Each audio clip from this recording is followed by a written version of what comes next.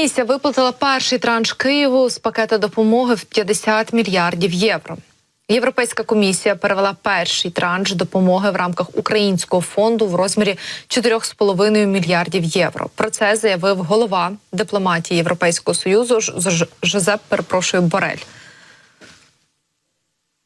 Сьогодні ми зробили першу виплату – 4,5 мільярди євро з українського фонду допомоги в розмірі 50 мільярди євро, щоб підтримати відновлення, реконструкцію та модернізацію України. Скоро буде наступний транш, вже у квітні.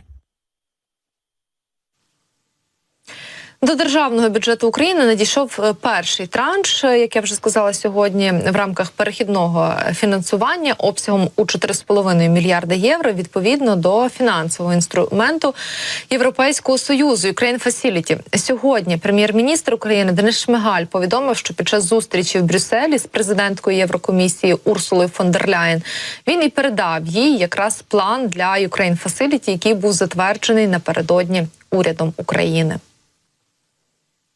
Це важливий крок для впровадження реформ та фінансової стабільності на шляху України в ЄС.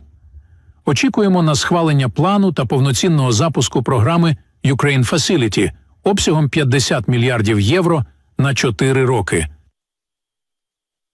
Як зазначають в нашому Кабміні, в рамках перехідного фінансування перед Україною на порядку денному стоять реформи у наступних сферах: управління державними фінансами, боротьба з корупцією, розвиток бізнес-середовища і так далі. Наступний транш обсягом у 1,5 мільярди євро в рамках перехідного фінансування Україна може отримати вже у квітні за результатами задовільного виконання таких реформ та позитивної оцінки Європейської комісії.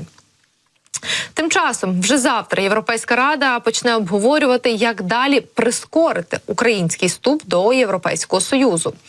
Ну а сьогодні президентка Європейської комісії Урсула фон дер Ляєн має представити пропозиції, які змінять підхід ЄС до прийому нових членів. Принаймні, про таке пише американське видання «Політіко», яке ознайомилося із документом. Замість нинішнього підходу «все або нічого» Брюссель поступово хоче полегшити вступ України, Молдови та Західних Балкан до Європейського Союзу. Це дозволило б країнам, які хочуть приєднатися до ЄС, скористатися деякими перевагами членства, а не чекати роками чи навіть десятиліттями, поки вони проведуть необхідні реформи. Зокрема, Брюссель пропонує поступово дозволити країнам-кандидатам приєднатися до єдиного ринку, спираючись на пропозицію Франції, Німеччини та Португалії. Комісія попередила, що лідерам ЄС потрібно буде обговорити зобов'язання, якими повинні супроводжуватися ступені чи етапи доступу до якраз єдиного ринку. Також Брюссель пропонує відійти від вимоги одностайності, що гальмує прийняття багатьох рішень щодо зовнішньої та податкової політики. Якраз для того, аби уникнути в майбутньому глухих кутів, як це вже неодноразово було, зокрема через таку деструктивну роль Угорщини. Документ, як би там не було, пропонує голосування кваліфікованою більшістю з відповідними і пропорційними гарантіями для, власне, як сказано, забезпечення національних стратегічних інтересів. Комісія наполягає на тому, що позбавлення принципу одностайності не вимагає зміни договорів Європейського Союзу, оскільки шлях до цього вже прописаний у чинних документах через так звані partial clauses, які дозволяють країнам змінювати правила голосування.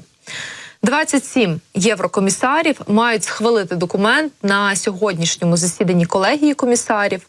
Ну а деякі столиці нервували серйозно через цей документ, оскільки не хотіли, аби до червневих євровиборів питанню розширення приділяли так багато уваги. Наразі європейські лідери роздають поступки, аби заспокоїти розгніваних фермерів і водночас звести до мінімуму розмови про розширення, особливо коли до виборів у Європейському Союзі залишилося лише 3 місяці.